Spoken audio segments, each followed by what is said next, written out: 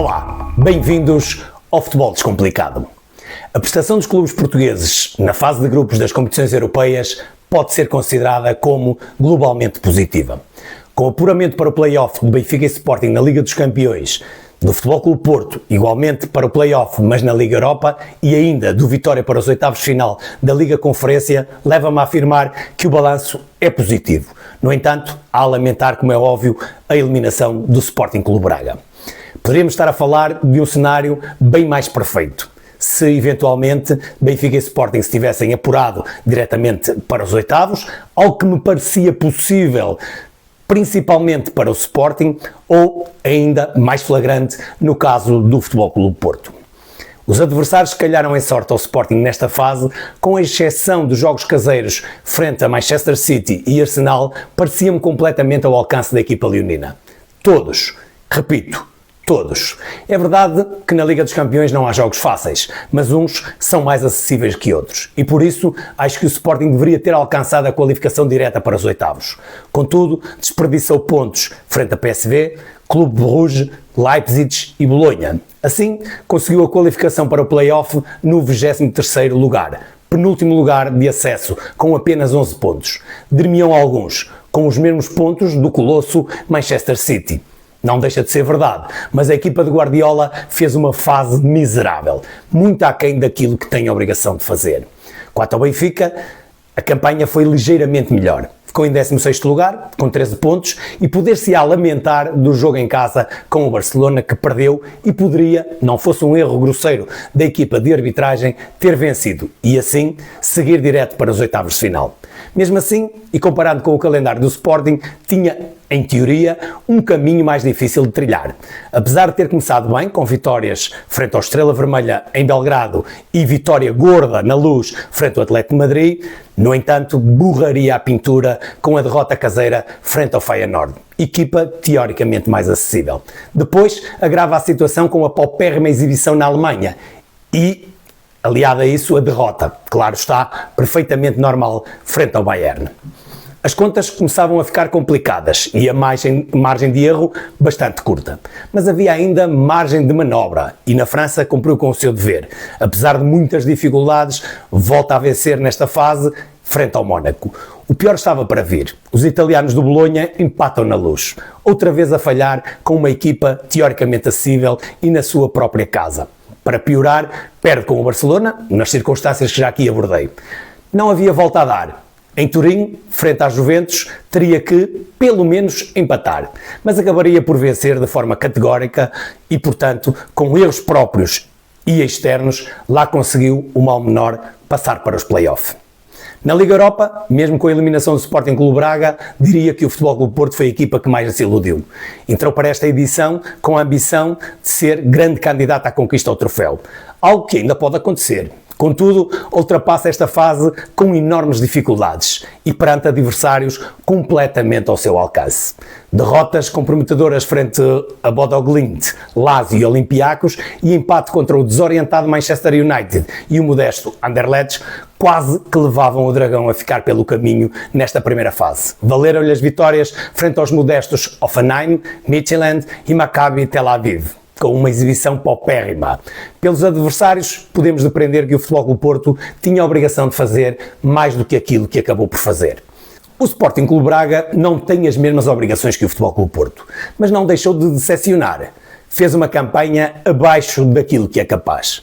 Vitórias com o Maccabi Tel Aviv, em casa, pela margem mínima, e frente ao modesto Hoffenheim, o empate com o menos modesto Elfsborg e, por fim, a vitória na última jornada frente à Lazio não foram suficientes para seguir em frente.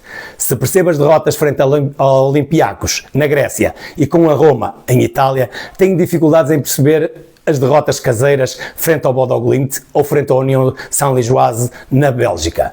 Ora, 10 pontos, afinal, não foram suficientes para seguir em frente. Por fim, o Vitória, embora relegado para a divisão menor das competições europeias, faz uma campanha a roçar a perfeição. Alcançou o segundo lugar nesta fase, só atrás do poderosíssimo Chelsea. 14 pontos em 18 possíveis. A única nódoa que fica nesta caminhada é o empate frente ao Astana no Cazaquistão, já que o outro empate frente à Fiorentina entendo como perfeitamente normal.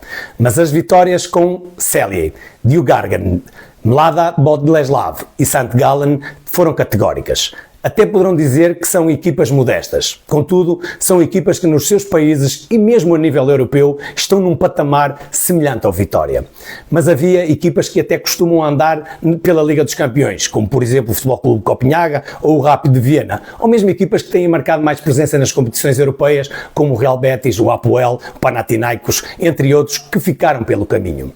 Nesta Liga Conferência há duas equipas claramente que se destacam: Chelsea e Fiorentina. O Vitória, nesta fase, ficou entre as duas. Mas vamos agora ao que interessa, o futuro. E nesse aspecto, as equipas portuguesas tiveram sorte distintas, tendo em conta os adversários possíveis. No caso do Sporting, tanto Atalanta como Borussia de Dortmund eram adversários incomodativos, mas parece-me que apesar de tudo, o Sporting foi feliz, já que o Borussia ocupa o modesto 11º lugar na Bundesliga e apesar da boa campanha na Liga dos Campeões, é um adversário mais acessível que a Atalanta, que ocupa o 3º lugar na Série A. O Dortmund ficou apenas a um ponto da qualificação direta para os oitavos, com 15 pontos, com 22 golos marcados e 12 sofridos. Goleou o Celtic por 7-1, clube que ficou à frente do Sporting nesta fase, ganhou ao clube Bruges por 3-0 na Bélgica, ao Sturm Graz por 1-0 e ao Shakhtar Donetsk por 3-1. Tendo perdido apenas com os espanhóis do Real Madrid 5-2 e Barcelona 2-3, e ainda com o Bolonha 2-1.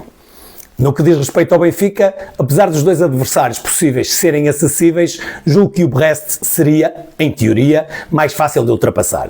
As duas equipas tiveram um percurso muito idêntico na fase de grupos, 13 pontos no total. O Mónaco fez mais 3 golos, 13, e sofreu mais 2, 13, que o Brest. Já no campeonato francês, os monegascos têm estado muito melhor. 3º lugar para a equipa do Principado e 8º para o Brest, com uma diferença de 6 pontos.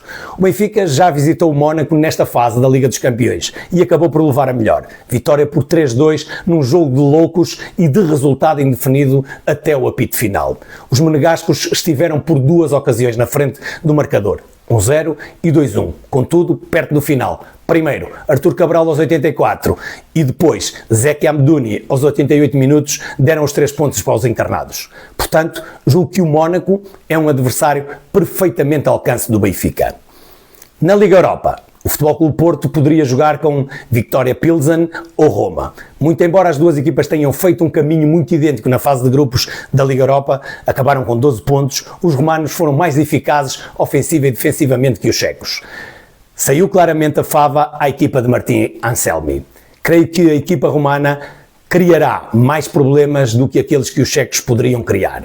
O que não significa que a Roma não esteja ao alcance do melhor Futebol Clube Porto versão 2024-2025. Os romanos ocupam um modesto 9º lugar na Série A, a 6 pontos da Fiorentina, que ocupa a última vaga de acesso às competições europeias, e já a 23 pontos do líder Nápoles. Mas os comandados pelo experimentadíssimo Claudio Ranieri têm características que podem ferir o Futebol Clube Porto.